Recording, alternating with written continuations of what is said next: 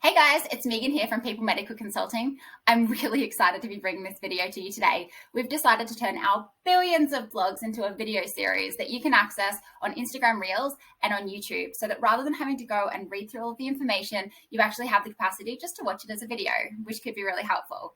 So we release 4 blogs every single week. We like to have a question from a practice, a question from a doctor. We do a deep dive into something that's really relevant in the industry. And we also like to do a week that was blog, which explains things that have happened in the industry in the week that's just gone and things that you can expect to be happening in the weeks to come.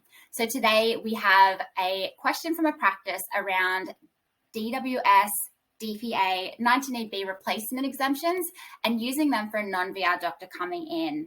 So 19AB restricts a doctor who has completed their degree outside of Australia or New Zealand to working in a distribution of priority area for a period of 10 years.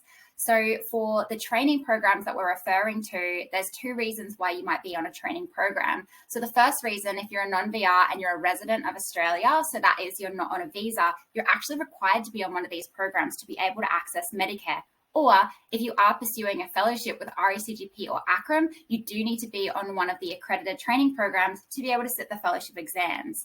So do these programs accept replacement exemptions? Well, it's 50-50. So for the 2 approved programs that aren't pathways to fellowship, which are MD-RAP and AMDS, the AMDS program, which is the after hours program, comes with its own exemption anyway. So you don't need to worry about that. For the MD-RAP program, they've confirmed for us in writing that they won't accept the replacement exemptions. So the location itself actually does need to be in a DPA area. Now, for the AGPT program, they also won't tripping over my words. They also won't accept replacement exemptions. You will need to be on either the general pathway if you are not restricted by 19AB, or you'll need to be on the rural pathway if you are restricted by 19AB.